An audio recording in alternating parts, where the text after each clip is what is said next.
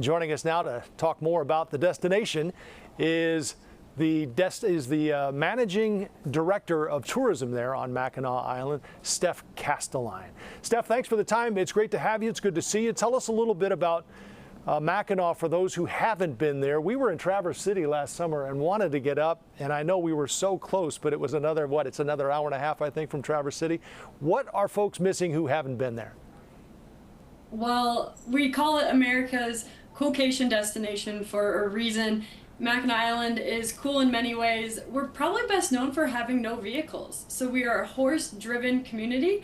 Most people get around by walking, biking, horse-drawn carriages. So first of all, there's no place like it anywhere else, especially in the US. It's absolutely amazing. And we're 84% state park. So we're very natural. You have the island kind of rises like on a turtle's back. So you have beautiful, stunning vista views. You have beautiful sunsets, amazing waters, and of course those cool breezes that we talk a lot about. It's a magical place, and I definitely recommend folks check it out, look it up, and absolutely come up and visit sometime. So explain how this works for folks who aren't familiar with it. You have to leave your car on the Michigan side, right? And then how do you get to the island?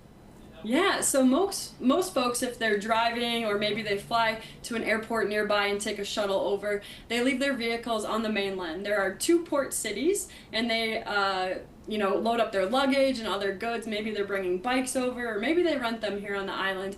But they'll leave their vehicles on the mainland. They'll hop on a passenger ferry and then come over to the island. When they come to the island, they arrive right downtown, where all of our businesses are bustling. We have restaurants and beautiful shops. We're very well known for having fudge. We're the fudge capital of the world, so they can smell fudge as they walk down the downtown streets, and it's an amazing spot. Yeah, and it's honored as such. I'm sure it means a lot to the community there to keep racking up these accolades. It really does. We were just named the 3rd best island in the continental U.S. by Travel and Leisure magazine. We were named the #1 best summer destination by USA Today 10 Best. These accolades are just amazing for the island, for the businesses here, and a true testament of how people feel about Mackinac Island. One of my favorite things about my position is getting to share the island with other people and either introduce it to them if they've never heard about it. Wow, you have no vehicles. How do you get groceries? How do kids get to school? What else do you do on the island? Or hearing about how they're connected to the island. Maybe they visited when they were young with grandparents and they're coming back again. Maybe they were, met their significant other while working as a seasonal worker on the island. Whatever story it is, it's so magical to be a part of. What's the population on the island?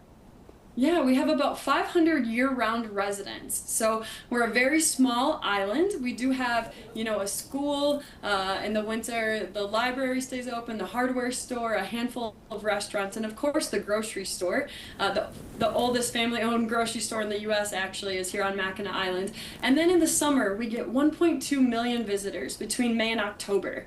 So we have so many people who come and experience and explore Mackinac Island, and there's many great places to visit, but there is nothing like spending the night on Mackinac. And what's so fun is with these sailors and participants, a lot of their families and friends are coming here, ahead of time, anticipating their arrival. And so it's fun. I'm starting to see some race shirts and some water bags around downtown. And so you can see all the family and friends are starting to come in. Yeah, I was going to ask you, Steph, what it means to the island to have this race as the focal point.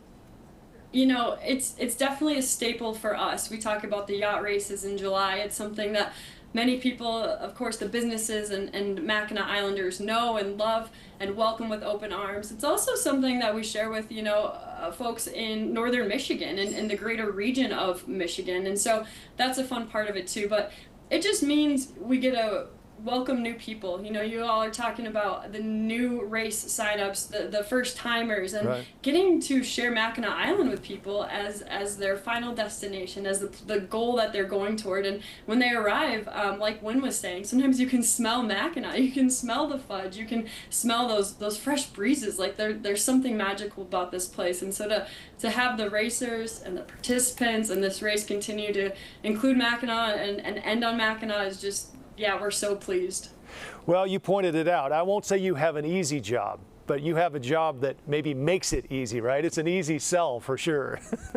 I tell a lot of people this. I'm a transplant to Michigan in general, and I did not know, I was not aware of Mackinac Island before, moving up to northern Michigan. And it is truly a magical place. Trying to describe it, I fail every time with words. I'm like, you gotta just come and experience it for yourself. And you're right, it is an easy sell, but it takes a whole island to make that happen. We have so many great businesses and families who have been here for generations who continue to make it a special place. Well, don't sell yourself short. You sell it well. Steph, thank you so much for the time. We'll get up there at some point, so save me a piece of fudge. Will do. All right, thanks for the time. Take care.